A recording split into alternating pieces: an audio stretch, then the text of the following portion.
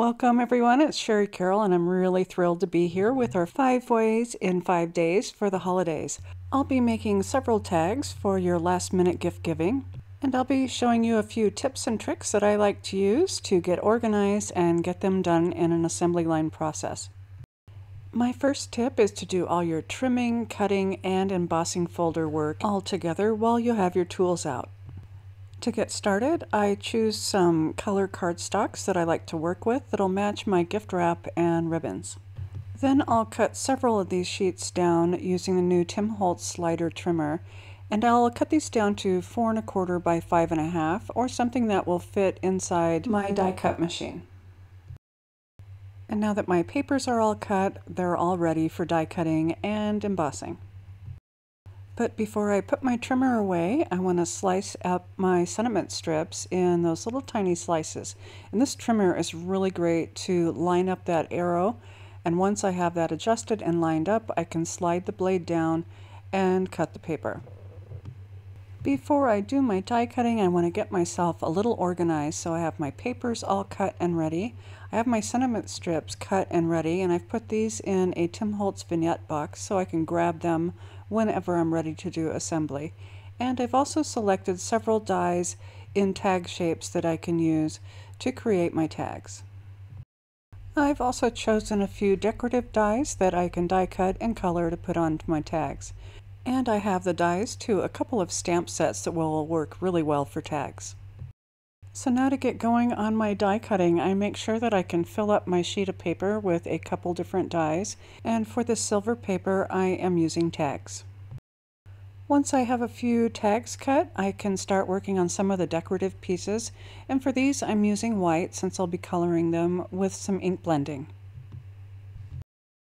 Before I move on, I'm going to organize myself, and so I've put all my tag dies in the Simon Says Stamp clear pocket. I also have one for my small birds and also my other pieces, and this helps me keep everything together until I'm ready for assembly and coloring. And I'll also store my tags in my card file box. For some of the tags, I'll be using some embossing folders, and I've chosen 3 styles from Simon Says Stamp, and they are Labyrinth, Soft Snowfall, and Wistful Leaves, and these will give me a really nice textured background for my other elements. Again, I'll be utilizing as much space as I can for my tags, so I'll set a couple into the folder, and using the sandwich that is recommended by my die cut machine, I'll just run these through to get the texture. I do suggest doing your die cutting first before you do your embossing so that you won't flatten the design. So once you've done your embossing, you have some really nice textured tags, and it's ready for another step of treatment. And by doing all your die cutting and your embossing folder work all at once, you can create several tags. Now that I have my trimming, die cutting, and embossing folder work done, I can move on to some treatments and color. One of the treatments that I like to do, especially for metallic paper that's been embossed with a folder, is you can use a sanding disc from Tim Holtz, and I can just gently rub over that metallic paper, and this will remove the metallic part, leaving me with the white core. And I can leave this as a white core, or I can color it later. Ink blending is probably my favorite part of using the folders and also for tags. I can create color onto any of my white core paper just by adding a little bit of color. Right here I'm using our new artichoke ink, and I'm going very gently over this embossed design, and the way the ink picks up into the texture of the folder gives me a really beautiful variegated look.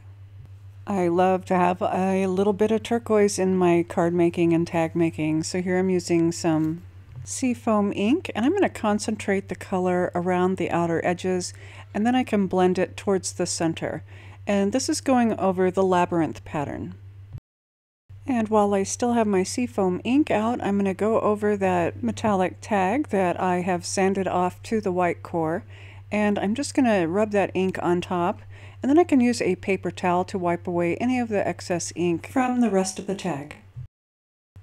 For some of the decorative elements that I have die cut, I've also saved that background paper, and then I can put some of our low-tech tape behind, and place the die right back into the frame and give it a good rubbing with some kale ink.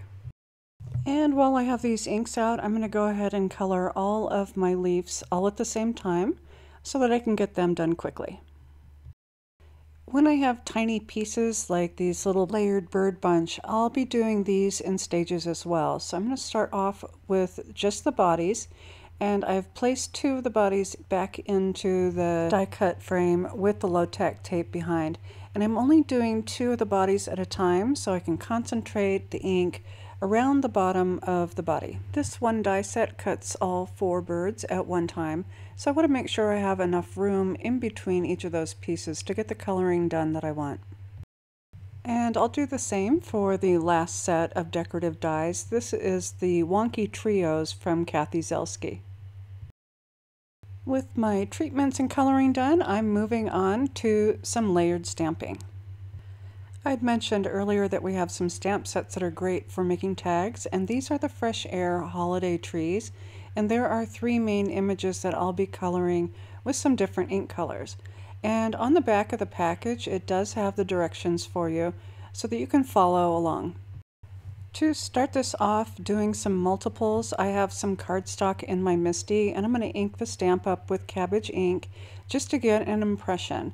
And I have reserved those outside cuttings from my die cutting. And so here I can place it around and put my magnets down, and then I can place my die cut piece right inside that frame. I can ink my stamp up again, and I'm using cabbage ink, which is one of our new greens. It's a really nice light green. And then I can press this down and stamp it right onto the tag that's sitting within that frame.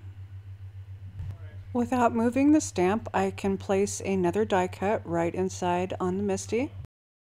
I can ink the stamp up again, and with a new piece of die cut paper inside, I can stamp my second and third tag using the same ink color.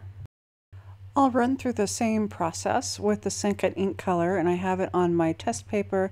I can put my mask over top to make sure I have it aligned, and then put my tag back into place and ink up my stamp with artichoke ink, and I can press that down. And without moving my stamp or my mask, I can continue stamping the rest of the tags until I have all 3 colors inked up and all 3 tags stamped. My next section is the assembly of everything, and like I've done before, when I have my tools out, I'll do everything that I need to do with those tools before moving on. This will save you a lot of time in the long run. For these little birds, I am gluing all my little pieces together so that when I'm done, I have 8 little birds that I can put onto my tags. For my stamped tree tags, I'm using some silver thread from DMC, and I'm just putting a little bit of glue on the front, and I'll lay that thread right into the glue, and I can start wrapping around the tree with the thread, and I'm just catching all those little edges of those pine boughs that are sticking off to the side. Once I'm finished and I get down towards the bottom, I'll place the end of the thread right back into the glue that it was at the start, and I can add a little bit more on top just to make sure it holds. And then I can clip off the excess. Now with all my trees wrapped in thread, I can start to add my sentiment strips, and I've added little pieces of foam square to the back side, and I'll just place them towards the bottom of each of the trees. And working with my green branches, I can add my glue and add these branches onto 3 of my tags. And since my little birdies are all colored and assembled, I can just add those to each of my 3 branch and bird tags. To finish off this set of tags, I can use some more of my sentiment strips and my glue and place these right under the birds. And using a combination of glue and foam squares, I can add my Wonky Trios to my colored tags and finish them off with some sentiment strips. And finally, the last step would be to adding all your little finishing touches. Finishing touches always follows the assembly since that glue is still out, so I like to add a few drops of my glue onto my tags, and then using my picker I can pick up some sequins and start adding some color to each of the tags. I hope you're enjoying our 5 Ways in 5 Days series, and especially for my tag making for last minute tags with some steps to help save you some time by working in stages along with your tools. I do have all my supplies listed in the description box below. I hope you have a great day, and thanks so much for watching. Hi there, I'm Heidi, Simon's mama and founder at simonsaysstamp.com. Thank you so much for watching our video. If you like what you just saw, be sure to press the thumbs up and subscribe to see more great content.